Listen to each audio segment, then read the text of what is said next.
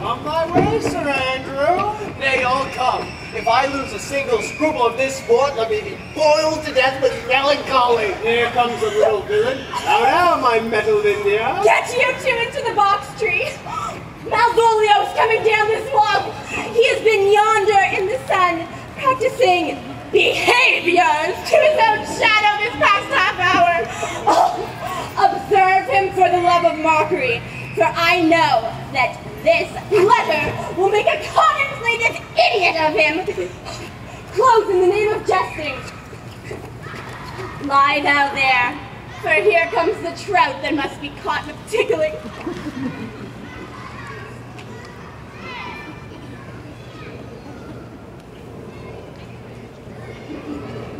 'Tis but fortune, all is fortune.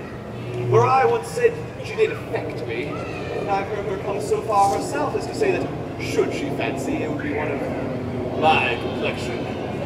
Besides, she uses me with more exalted respect than anyone else that follows her. What should I think on it? Here's no overweening road. Contemplation makes a rare turkey cock of. Look how he jets under his advanced bloom. Slight, I could so beat the road. Peace, I say. To be Count Malvolio. Ah, no! Pistol there, peace. There is example. The Lady of Strachey married the human of the wardrobe. Fie on him. Jezebel, oh, peace. Now he's deeply in. Look how imagination blows him. Having been 3 months married to her, sitting in my state. Oh, for a stone bow to hit him in the eye. Calling my officers about him in my branched velvet gown, having just come from a day event where I left Olivia asleep. Fire and brimstone.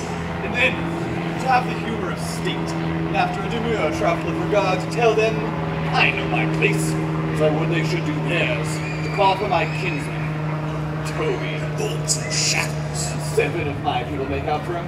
I frown all the while and perchance wind up my watch or play with my, some rich jewel. Shall this fellow live? Toby enters, curtsies there to me. I extend my hand to him, clenching my familiar smile for a more austere regard for control. It does not Toby take your blow on the lips then. Saying, Cousin Toby, my fortunes having cast me upon your niece, give me this prerogative of speech.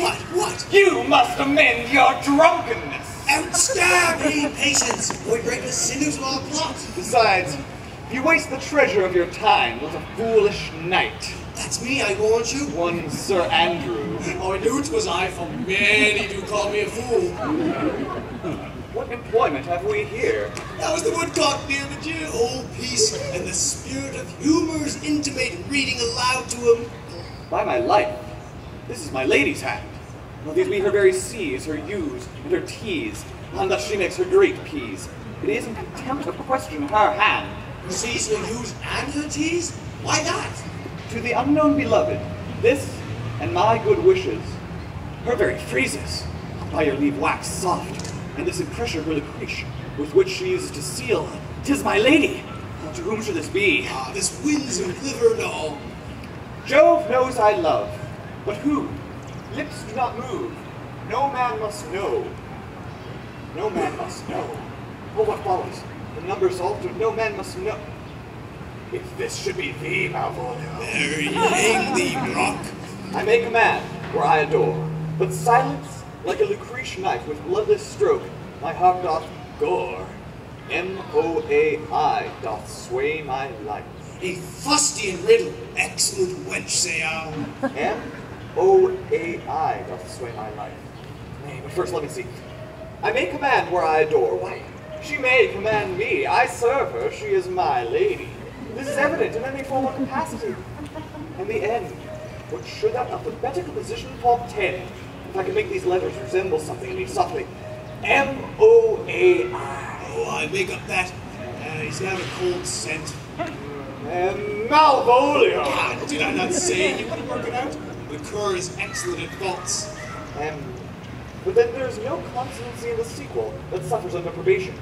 A should follow, but O does. And O shall end, I hope. I roll cudgel and make him cry O. And then I comes behind. And you had any eye behind you, you might see more detraction at your heels than fortunes before you. FOAI. This simulation is not as the former, and yet, to crush this a little, it would bow to me, for every one of these letters are in my name. So, here follows prose. If this should fall into thy hand, revolve. In my stars I'm above thee, but be not afraid of greatness.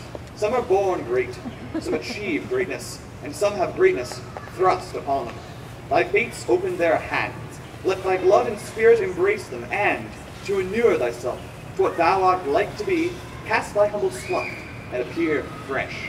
Be obstinate with a kinsman, surly with servants. Let thy tongue tang arguments of state. Put thyself into the trick of singularity.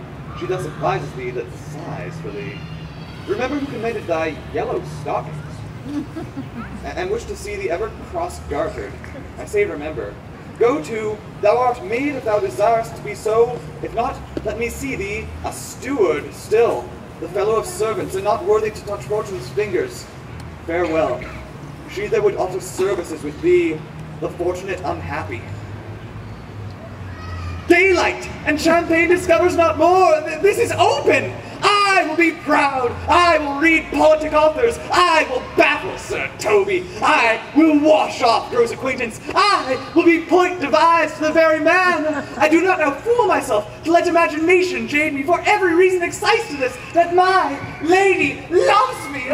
She did commend my yellow stockings of late. She did praise my leg being cross-gartered, and in this she manifests herself to my love, and with a kind of injunction drives me to these habits of her liking. Oh, Jove and my stars be praised. I am happy. Ooh, I will be strange, stout, in yellow stockings, even with the swishness of putting on. Oh, Jove and my stars be praised. Oh, here's a postscript. Thou canst not choose, but know who I am. If thou entertainst my love, let it appear in thy smiling. Thy smiles become thee well. Therefore, in my presence, still smile, dear my sweet, I prithee. Jove, I thank thee. I will smile. I will do everything that thou wilt have me.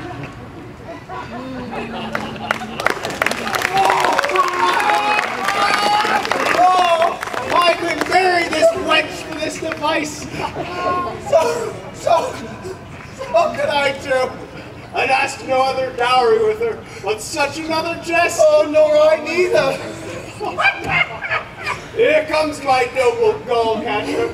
Shall I play my freedom at traitor and become thy ball slave? It ain't all right either. Thou hast put him in such a dream that when the image of it leaves him, he must run mad. Nay, but say true, does it work upon him? Like aqua vitae with a midwife. Oh, if you will then see the fruits of the sport, mark his first approach before my lady. He will come to her in yellow stockings, and 'tis a color she abhors, and cross-gartered, a fashion she detests. And he will smile upon her, which will be so unsuitable to her disposition now, being addicted to a melancholy as she is, that it cannot but turn him into a notable contempt. Oh, if you will see it, follow me. To the gates of Tartar, thou most excellent devil of wit. I'll make one too.